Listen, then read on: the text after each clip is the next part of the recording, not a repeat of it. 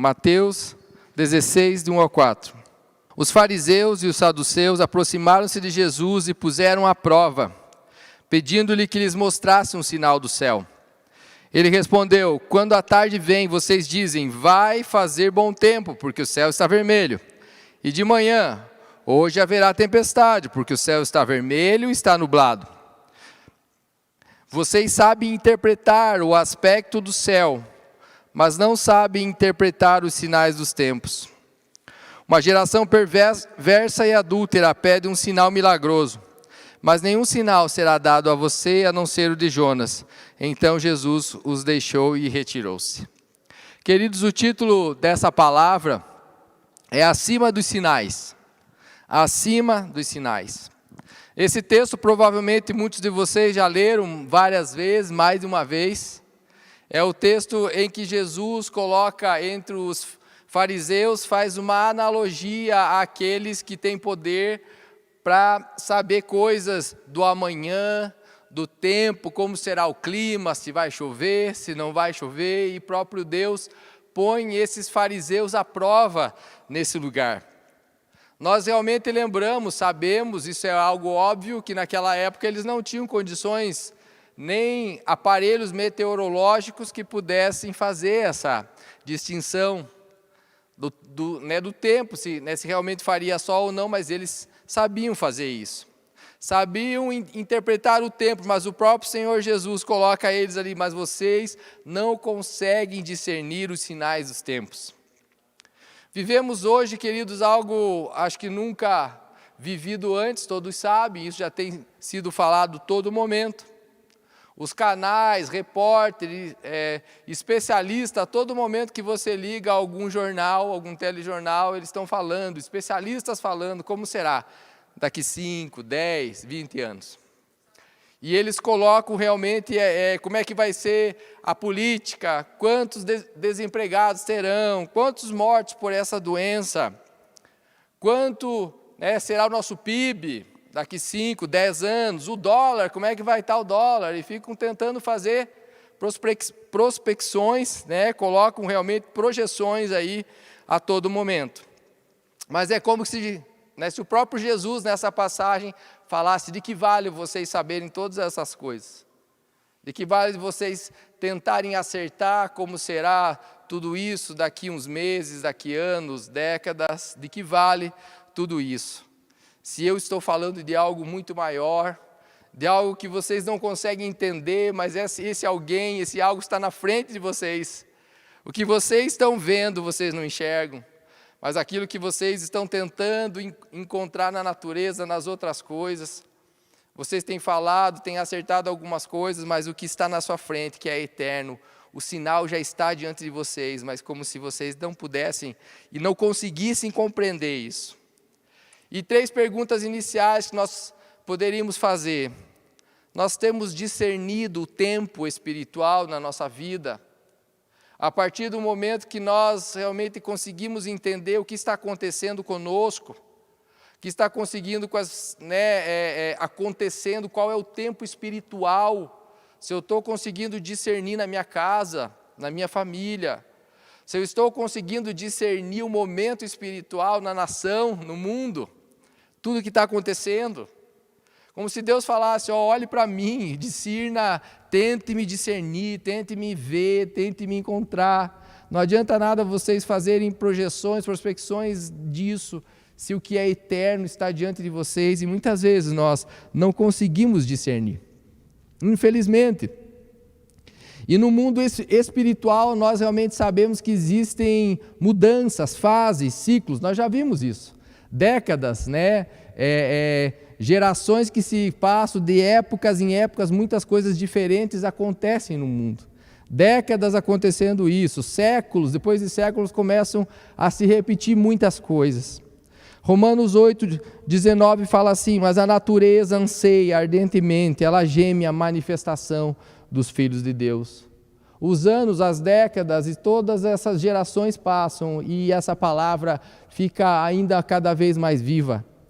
A natureza, as nações, as gerações anseiam ansiosamente, e algumas versões falam gemem, Elas gemem ansiosamente por uma manifestação dos filhos de Deus. Se as nações gemem, se a natureza geme, se o mundo geme, ainda mais a igreja precisa se manifestar a glória de Deus nos momentos difíceis que as coisas acontecem. É nesse momento que nós devemos nos posicionar e nós devemos nos mover nesses momentos. E se manifestar, como é que nós vamos se manifestar? Com posicionamentos. E qual é o momento do meu posicionamento? É hoje. Não posso deixar para depois.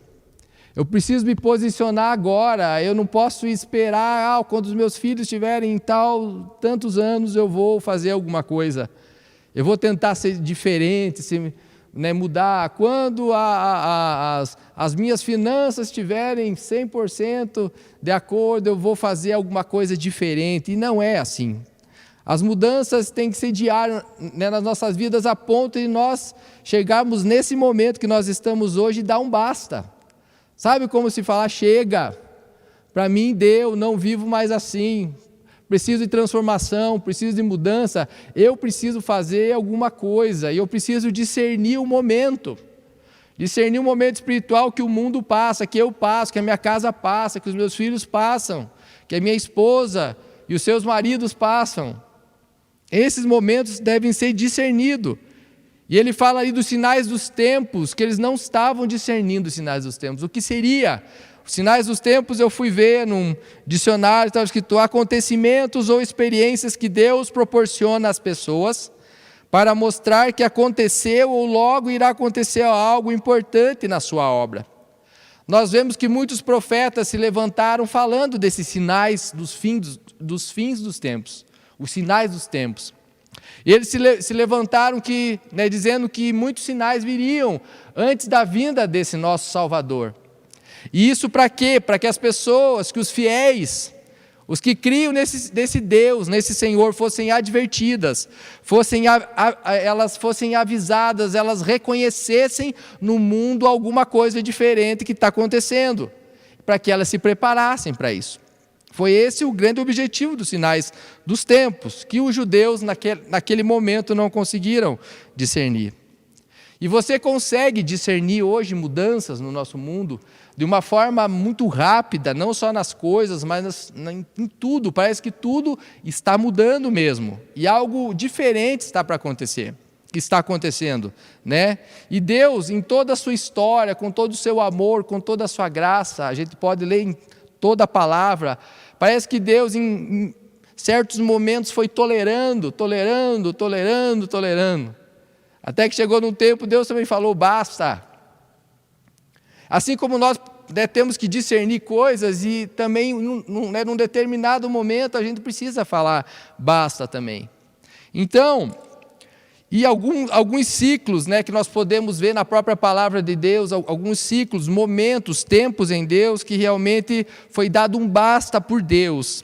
Antes da arca de Noé, Gênesis 6:5, diz assim, o Senhor viu que a perversidade do homem tinha aumentado na terra, e que toda a inclinação dos pensamentos do seu coração eram sempre e somente o mal. Outro momento, Gênesis 19, Sodoma e Gomorra, todo mundo conhece muito bem essa história.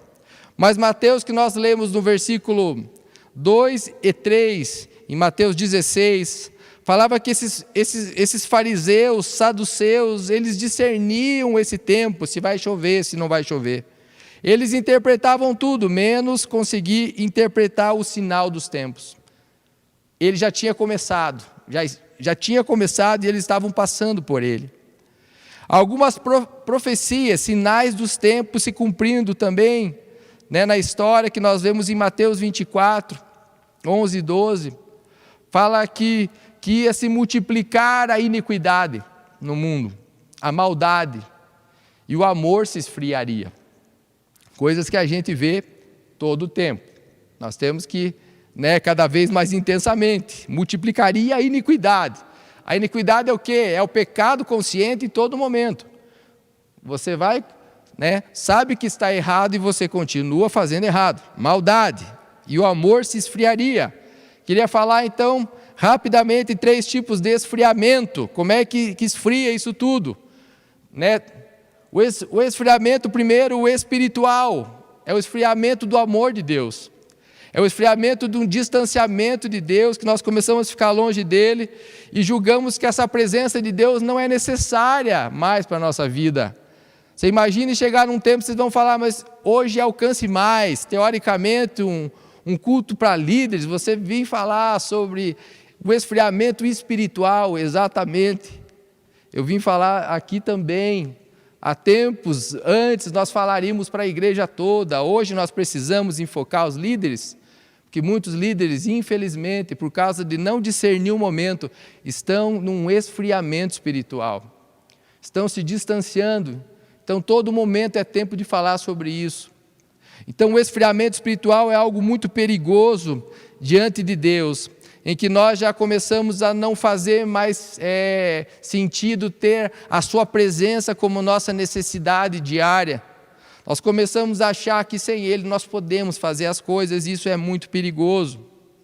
Outro esfriamento emocional, os sentimentos em que nós começamos a nos acomodar, a se acostumar com o deserto. Nós estamos passando por um tempo difícil, é a mesma coisa você falar, é assim mesmo que tem que ser, é assim que tem que ser. Não, o deserto nunca foi o nosso lugar definitivo, é o nosso lugar de passagem, lembra? Toda a história, nós estamos passando por um deserto, só que o nosso lugar final não é aqui, o nosso lugar é lá, porque existe uma esperança. Mas nós não podemos, num esfriamento emocional, a gente achar que isso é bom e a gente tem que ficar aqui e ficar assim mesmo, como nós estamos, acomodados. Não é isso que Deus quer de nós. O deserto é o lugar de passagem. Ele não foi feito para nós ficarmos e permanecermos. Porque muitas vezes nós até podemos ver assim que muitas pessoas que começaram a ter que viver no deserto, morar no deserto, começaram a se acostumar com o deserto. Achar como se fosse bom estar ali, mas não é bom viver no deserto. Não é bom. É muito sofrimento, é tudo isso, mas sabendo que algo muito melhor depois Deus tem, por que ficar aqui? Se nós podemos continuar. Um outro esfriamento intelectual, quando nossa mente, os nossos pensamentos são movidos pelas notícias que nós estamos vendo, muitos de nós estão até desligando, eu já também não ouço muito mais isso, porque nós começamos a ouvir tantas coisas ruins e começamos a achar que o ruim é certo, que o ruim está normal, que é isso mesmo. O que era antes abominável, hoje não é mais, mas não é assim, nós não podemos aceitar, precisamos discernir. E sair dessa zona de passividade, de achar que temos que ficar aí, não temos. Parar com o racionalismo, que afeta toda a nossa espiritualidade em Deus. E a própria Bíblia fala, e tem algumas pessoas falam assim, mas a Bíblia fala que os sinais dos tempos são esses, e ainda tem muita coisa pior. Você não perde por esperar. Não. Que isso, está amarrado em nome de Jesus, A gente sabe disso, mas nós não somos não estamos nesse lugar definitivo. Deus tem algo poderoso, espetacular, maravilhoso para os seus filhos. É isso que nós cremos. Porque se nós pensarmos assim, isso não vai afetar só a minha vida, vai afetar minha família, minha casa, as pessoas que estão próximas de mim, o meu pessimismo, Isso Deus não quer, Deus jamais quer isso. Por exemplo, se nós continuarmos cegos espirituais, com uma insensibilidade para essas coisas e não perceber que realmente tem uma urgência nisso. Nós precisamos de uma urgência, de uma mudança em discernir o que está acontecendo. Porque a gente vê que muitas pessoas estão vendo isso, a coisa está passando e tudo parece que está igual na nossa vida, quando ela precisava mudar. Eu não vou repetir uma ministração que eu fiz algum tempo atrás para os adolescentes, porque eu não vou falar com esses termos, porque foi cortada depois de 1 dia e meio da internet, porque eu acabei falando palavras que falavam sobre esse vírus e essas coisas de casa. Foram coisas maravilhosas, mas eu gostaria de saber porque falavam que nós não podemos, na verdade, nos acomodar. Algo que eu tinha realmente falado nisso, nós estamos passando por um tempo que Deus com certeza nos preparou para que nós fôssemos melhores, Mas nós não podemos passar tudo isso e a coisa ficar do mesmo jeito. Nós não podemos ver que tudo acontece por uma melhora da família, uma melhora nossa como líderes, como pessoa, e tudo isso terminar e a gente continuar igual. Virou até jargão. O mundo jamais será o mesmo. Todo mundo fala isso. Você pode ouvir. O mundo jamais será o mesmo. Não sei. Pode ser que seja até pior. Ou continue a mesma coisa. O que vai mudar realmente é a forma que eu vou sair dessa. Se eu vou sair melhor ou não. Aconteceu tudo para que houvesse uma reestruturação em casa, no casamento, família. Mas se eu continuar da mesma forma que eu estou, sem discernir o momento que Deus preparou para a família, para cada um de nós, não só como família, mas como pessoa, de ser alguém diferente dentro das nossas casas, para fora da casa, se isso continuar igual, nada vai mudar. E o mundo continuará sendo igual ele era antes. Antes do Covid e depois do Covid vai ser igual. O que vai mudar sou eu, as minhas atitudes, a minha mudança. Amém? A minha e a sua mudança. Então, é como se nós vivêssemos, estivessem passando por esse momento, onde como se um barco estivesse afundando e nós estivéssemos nele sem fazer nada.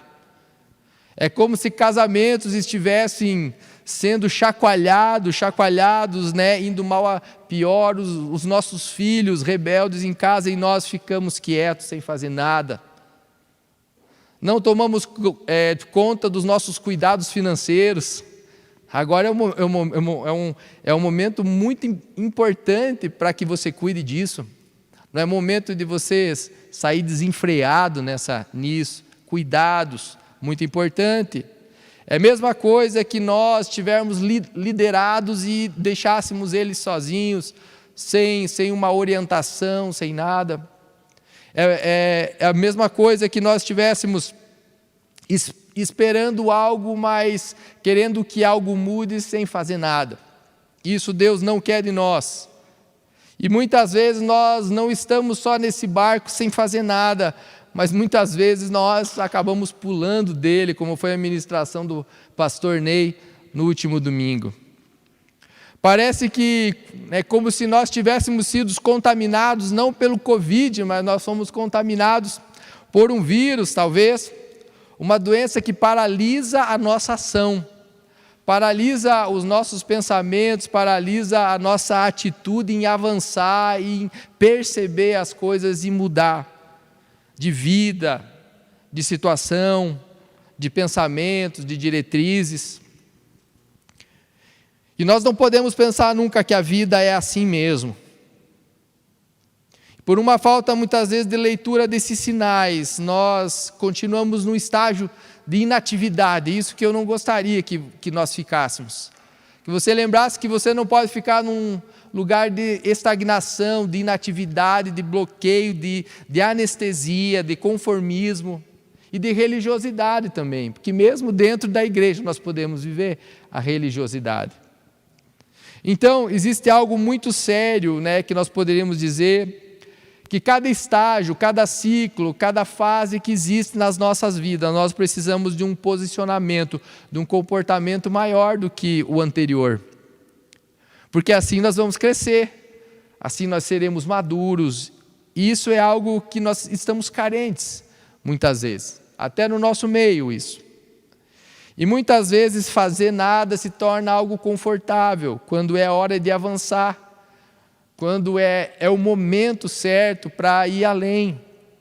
Nos grandes acontecimentos mundiais, assim, nos grandes problemas mundiais, quando homens, mulheres, jovens, adolescentes se levantaram como uma voz diferenciada nesse tempo, foi quando tudo mudou. Grandes coisas aconteceram. É nos momentos difíceis que muitas vezes que você tem que dar aquele último gás.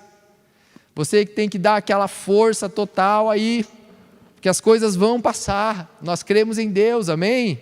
Nós cremos que Deus tem nos levado. Deus tem nos suprido, Deus tem nos cuidado, Deus tem curado as nossas feridas, Deus tem sarado a nossa alma.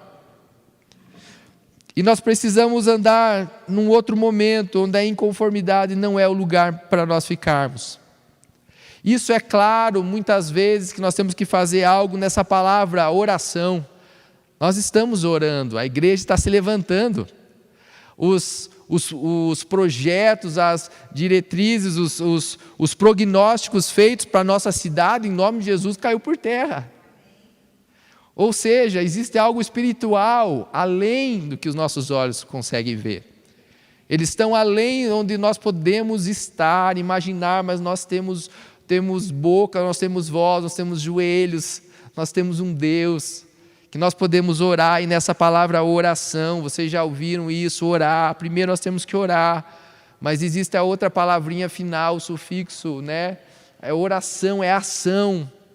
Não adianta eu ficar orando para tudo passar, para acontecer, mas eu não vou fazer nada. Não adianta oração, orar e ação. E é isso que nós devemos fazer, então, a pergunta certa no momento que eu estou orando, antes de eu levantar os meus joelhos da oração, antes de eu orar, quando eu estou orando, antes de eu levantar, falar: Deus, o que você quer que eu faça quando eu levantar os meus joelhos? Qual que é a minha atitude, a minha ação quando eu levantar desse lugar? Oração, ora e age. Não ore e só espera. Orar e agir, orar e fazer. E isso é a nossa parte. Deus vai fazer a parte dele sempre. Pode ficar tranquilo, as suas orações serão ouvidas num coração sincero, mãos puras, coração limpo. Suas orações chegarão como incenso agradável a Deus. Mas quando você levantar, uma atitude precisa ser feita, Deus vai fazer a dele. Mas existem coisas que Deus não vai fazer, que vai ser eu e você que precisamos fazer. Não vai ter outra pessoa, não tem como. E nós sabemos que Deus está agindo, as coisas acontecerão, mas não com passividade, mas com transformação, com efetividade das nossas coisas. É como um exemplo, quando nós não fazemos nada, por exemplo, e achamos que os outros fazem por nós. Por exemplo, se você gosta de pizza, quem gosta de pizza aí? Todo mundo gosta, eu acho. E quem não gosta, pensa numa outra comida lá. Teu irmão que levantou as duas lá, legal. Se você não gosta de pizza, uma outra coisa que você goste. E você fala pro seu irmão depois do culto: viu, meu irmão, eu gosto muito de pizza, de calabresa e de 4 queijos. Então, quando você sair daqui, você compra uma pizza e você come por mim. Ia adiantar alguma coisa? Não ia. Está amarrado, o pastor Ney falou. Então, assim, o que acontece? Existem coisas que só você pode fazer. Não adianta falar que você gosta disso ou aquilo, e você pedir para um outro fazer.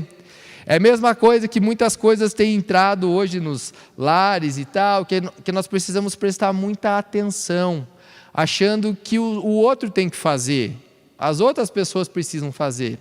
Né? Por exemplo, cuidado com nossos filhos. Você precisa cuidar dos seus filhos. Você precisa saber o que eles estão vendo, o que eles estão assistindo. Eu ando preocupado, né, o que eu ouço por aí, falando dessa geração que vai vir. Em nome de Jesus será diferente, mas pais, prestem muita atenção no que está acontecendo. Meninos brincando na escola de colocar travesseiro ou alguma bolsa nas suas barrigas, fazendo de conta que estão grávidos. Eu acho que é uma coisa bobinha, parece boba, mas tudo começa com uma brincadeira. Infantil, boba, mas eles estão brincando. Né? Algo que nós não víamos na nossa época. Então, pais, se vocês puderem chegar um dia na escola bem tranquilamente, na hora do recreio, de repente entre uma aula e outra, eu acho muito interessante acontecer isso. Né? Outras coisas, o que seus filhos estão vendo no celular, na internet, com quem eles estão ficando em casa, aonde eles têm ficado. Cuidem disso, tomem cuidado. As gerações precisam, mas não são os seus pastores que vão cuidar, não são os seus líderes somente. A gente tem um tempo limitado, mas você que está em casa precisa cuidar da sua família, discernir o tempo que nós estamos vivendo. Amém? Vamos falar então sobre algumas etapas, né, que nós estamos experimentando como sinal. Em Mateus 16:4, fala que Jesus fala de 2 aspectos que as gerações que não sabiam ler esses sinais. Primeiro que a gente viu, no versículo 4 ali, geração perversa e adúltera que espera sinais miraculosos. Aqueles homens todo o tempo ficavam pedindo para Deus, colocando Ele à prova, colocando para que Ele mostrasse sinais. Eles queriam sinais porque eles não criam, porque Jesus já tinha feito muitos sinais, já tinha curado muitos coxos, expulsado muitos demônios, curado enfermos, ressuscitado mortos, e eles estavam pedindo sinais, porque eles não queriam crer. Por isso que eles perguntavam isso todo o tempo. Que sinais eu e você precisamos ver ainda para acreditar que os sinais dos tempos, os últimos momentos já estão acontecendo? Quantos sinais a mais nós vamos precisar ouvir, ver, sei lá, quantos mais? As coisas estão a todo tempo com uma rapidez muito grande. E nós pedimos Maranata, nós cantamos às vezes, Maranata, hora vem, Senhor Jesus. O dia que acontecer isso é o dia da volta. Ele vai vir, sim, Ele vai vir. Maranata, hora vem, Senhor Jesus. Ele vem e os sinais dele estão se mostrando para isso que vai acontecer. Mas e nós? Estamos preparados, discernindo os sinais, que isso está próximo mesmo, que as coisas estão acontecendo? Nós damos a importância para tudo isso que está acontecendo como algo breve, algo que pode ser hoje, não sei, talvez, um tempo que Deus está esperando para vir nos buscar. Como nós estamos preparados, querendo casar com Ele, ou virando as costas e ficando preferindo as outras coisas, nos enchendo muitas vezes de coisas como um copo, geralmente que nós não podemos encher mais, porque nós estamos tão cheios de outras coisas que não temos como se encher dessa água, que é o próprio Deus. Ou geralmente somos um copo às vezes que está sujo e nós queremos nos limpar, nos purificar, mas colocando sujeira dentro. Nós não vamos conseguir isso se nós fizermos dessa forma. Porque quanto mais fizermos isso, mais afastados de Deus estivermos, mais longe do altar do casamento nós vamos estar. Quando nós teremos que entrar naquele lugar para nós casarmos com o nosso noivo, indo na direção dele, se nós estivermos nos esfriando é porque nós estamos saindo dessa presença, desse lugar quando ele voltar. Quantas coisas têm tirado a nossa atenção de entrar ao encontro do noivo e está nos levando no outro sentido, num sentido contrário. Vamos citar algumas: dinheiro, o celular, o computador, a internet, levando muitas pessoas para longe desse lugar, dessa presença. Prazeres, religiosidade. Uma coisa que está acontecendo muito, a autocomiseração. A pessoa se pune, se fala, ai meu Deus, coitado de mim. Quantas pessoas? Falta de reconhecimento, ninguém me reconhece, então eu vou para o outro lugar. Quando nós tínhamos que olhar para o noivo, não olhar para o lado, para as outras pessoas. A infantilidade, para não dizer muitas vezes, é porque imaturidade é muito diferente de infantilidade. Nós estamos vendo muitos adultos infantis, por isso que acontece tudo isso. Qualquer coisa desiste, não quero mais, cansei, ninguém olha para mim, ninguém me chama de meu amor. Emocionalismo, muito emocionado, qualquer coisinha já abala. Sensíveis, até demais. Descanso, quer descansar, quando Deus fala que Deus, que era para nós entregarmos um fardo pesado para Deus e Deus entregaria um fardo leve. Mas tem gente que não quer levar nem o leve, não quer nada, viver sem fardo. E o pior dos momentos da fé, que é a apostasia, quando nós negamos a Deus. E essa geração, então, acaba perdendo essa fome e a sede pela manifestação da vontade de Deus. Quando Ele é a água, Ele é o pão.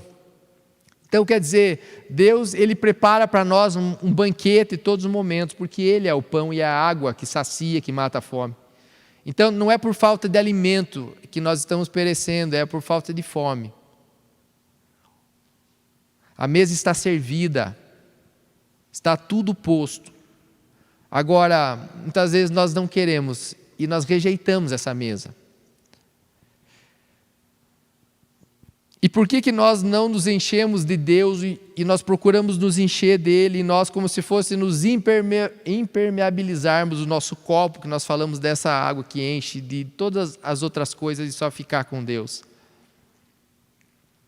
Quanto tempo faz que você não ouve a voz Jesus? Quando alguém fala para você essa palavra Jesus, o que acontece com você? Acontece alguma coisa assim, você consegue sentir algo diferente dentro de você? Quanto tempo faz que você não sente algo? Quando cantamos louvores, quando essas músicas chegam impactando nossa vida, quantas vezes isso não causa nada em você ou em mim? Quantas vezes quando nós ouvimos a palavra, a voz de Deus falando conosco, e isso não nos faz nada, não toca a nossa vida, não transforma nada? Alguma coisa nós precisamos rever. Muitas vezes nós estamos enchendo nossa vida não com a água que mata a sede, nem com esse pão que mata toda a fome, mas enchendo das coisas que não nos levam a lugar nenhum e não discernimos o momento que nós vivemos, onde Deus está falando. Ele está falando muito mais que antes. Deus sempre falou, mas Ele tem falado mais intensamente com aqueles que estão mais sensíveis, que estão buscando estar com o copo vazio, porque nós só vamos ser cheios se nós nos esvaziarmos. Do que nós estamos nos enchendo? O que tem enchido a sua vida? O que eu tenho que colocar para fora do meu copo, da minha vida, para que eu seja mais cheio? Mateus 16,4 fala ainda que Jesus fala que além de fome e sede, aquela geração era perversa e má. Um outro nível, desses que não conseguiam discernir sobre esses sinais dos tempos é a perversidade. Perversidade é pecado. Gênesis 3 fala dela. Está ligada, eu fui ver no dicionário, com maldade, com malvadeza, gênio ou caráter ruim, facilmente corrompida, propósitos de causar prejuízo, sofrimento ou dano ao outro. Há muitos problemas em nossa geração que aceita níveis de pecado, níveis de perversão. Muitas vezes você não precisa ser uma pessoa má, mas uma pequena maldade, uma lancinha de maldade, uma pequena coisa. Isso pode trazer perversão, isso é um pecado na nossa vida. Os pecados podem ser expostos, ou incubados, ou encobertos. E a falta de amor está também bastante ligada com a perversidade. A perversão, ela leva a um outro nível, a um segundo nível de geração que não discernia os sinais, que é a quebra da aliança. Tiago 4,4 fala: a amizade com o mundo é inimizade com Deus. E quebrar a aliança com Deus é esse nível onde nós adulteramos espiritualmente. Onde o lugar que nós tínhamos de buscar é o noivo, em que nós viramos as costas, ou ficamos fletando, como fala, com as coisas do mundo, com uma coisa e com outra, e não olhamos para o noivo. O noivo está lá nos esperando e nós estamos olhando para outras coisas, que nos tira do noivo e nos leva para um lugar errado, um lugar de pecado, um lugar de perversão, um lugar de esfriamento, um lugar de afastamento do casamento e da presença do noivo. E se o noivo voltar, essa noiva não estará entrando. E isso deve nos preocupar. Cada um de nós é uma noiva. Nós somos Nós somos a noiva de Cristo numa questão de coletividade, é a igreja, certo, exatamente. Mas eu preciso fazer parte disso, eu preciso ser a noiva. Eu vou sentar numa mesa, num lugar e uma cadeira. A igreja não vai sentar numa cadeira, sou eu que vou sentar nessa cadeira. Você vai sentar nessa cadeira. É individual, é pessoal. Então nós precisamos buscar na pessoalidade nossa, a intimidade com Deus, a transformação e o discernimento do momento. A pressa, a urgência. Jesus realmente está voltando. É verdade a palavra. O começo diz isso e o fim é assim também. Teve que acontecer tudo isso para que ele voltasse, para dar um tempo para nós e nos preparar. Só que o tempo urge, o tempo é agora. A mudança é contínua, é diária. Nós precisamos buscar tudo isso que eu já tenho falado aqui. E quando o povo em toda a história bíblica se desviou, foi para um lado de adultério espiritual, Deus levantou profetas, como Oséias, todo mundo sabe a história. Sofrida de Oséias, um profeta. Onde ele ia e buscava essa noiva que tentava sair da presença do noivo a todo momento e a todo custo, com todas as suas forças. E ele, por Deus levantado, como uma representação de Deus e Israel, Deus e a noiva que está perdida, que está olhando para o lado, ele vai e chama atenção, olha para cá, volta, olha para o noivo, se apaixona de novo. Volta ao primeiro amor. Então todo o tempo nós precisamos ser chamados para isso. Nós não podemos, como vocês sabem, que nós éramos pecadores lutando contra o pecado. Hoje nós não somos, nós somos santos lutando contra o pecado. Se nós tivermos que pecar, que sair dessa rota, que seja uma eventualidade rara, mas que nós possamos voltar logo para os olhos para o noivo, dando os olhos para ele, a nosso sorriso para ele, a nossa atenção só para ele. A noiva, quando ela entra, você pode ver como é que o noivo entra, né? Eu lembro de mim agora, estava entrando, o noivo entra e fica olhando para os lados, fica olhando para a pessoa, tudo bem, tio? Tudo bem, tia? Fica olhando para todos, oi, tudo bem, meu amigo? Está aí. A noiva não. Você até tenta, às vezes, fazer que a noiva, olha, ela só dava um cantinho de olho assim, e já, está olhando para o noivo. Que gostoso que é isso. Que gostoso nós, como noivos, olharmos lá na frente e esperarmos. Ele quer toda a atenção, o noivo quer toda a atenção, ele quer a nossa atenção. Jesus quer a atenção de todos, que todos olhem para ele quando ele entra. Mas a noiva precisa olhar só para o noivo. Essa é a nossa função. Precisamos olhar só para ele, nada pode tirar o meu foco, nada pode tirar, porque uma vida inteira uma mulher espera para casar e se encontrar com o noivo. A vida inteira nossa, nós precisamos estar a vida toda esperando por esse momento. Que esse momento de casamento da igreja com o noivo, da nossa ida com ele, onde os sinais, ele está acima dos sinais. Nós temos que discernir os sinais, mas discernir algo que está acima de tudo isso. Acima do que Deus precisa ainda nos mostrar, nós precisamos todos os dias estar olhando e atentos para nós não tirarmos o foco desse noivo. 2 Crônicas 7,14, e se o meu povo que se chama pelo meu nome, fizer o quê? Se humilhar, orar, buscar a minha face, e se converter dos seus maus caminhos, então eu ouvirei do céu o seu clamor, sararei, curarei, perdoarei os seus pecados, e sararei a sua terra, sararei a sua vida, sararei o seu coração. E conversão, quando ele fala se converter dos maus caminhos, conversão nós sabemos muito bem o que é isso. Mas conversão é mudança. Conversão é mudança. É mudar o sentido das coisas. As coisas que tinham sentido para você e que estavam distanciando os seus olhares, precisam mudar, tem que convergir para ele. Convergir para o noivo. Está olhando só para ele.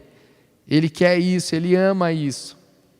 E nós, como povo, com uma mudança, dizer basta, eu não aceito mais isso, eu não quero viver mais dessa forma. Dá um basta. Eu quero que Deus haja na minha vida e transforme a minha história. Mateus 24:12 diz que o amor de muitos se esfriaria, como a gente falou nos últimos dias, nos sinais dos tempos. Mas o versículo seguinte, o versículo 13 de Mateus 24 diz: aqueles, porém, que perseverarem até o fim, estes serão salvos. Amém? Aqueles que perseverarem até o fim. Muitos começaram muito bem sua vida. Muitos começaram muito bem, mas se desviaram desse caminho, não perseveraram. Mas eu creio que hoje Deus está levantando e tem levantado uma geração que tem olhado com olhares de amor por esse noivo. Não aquela geração onde Elias estava desesperado, achando que ele era o único.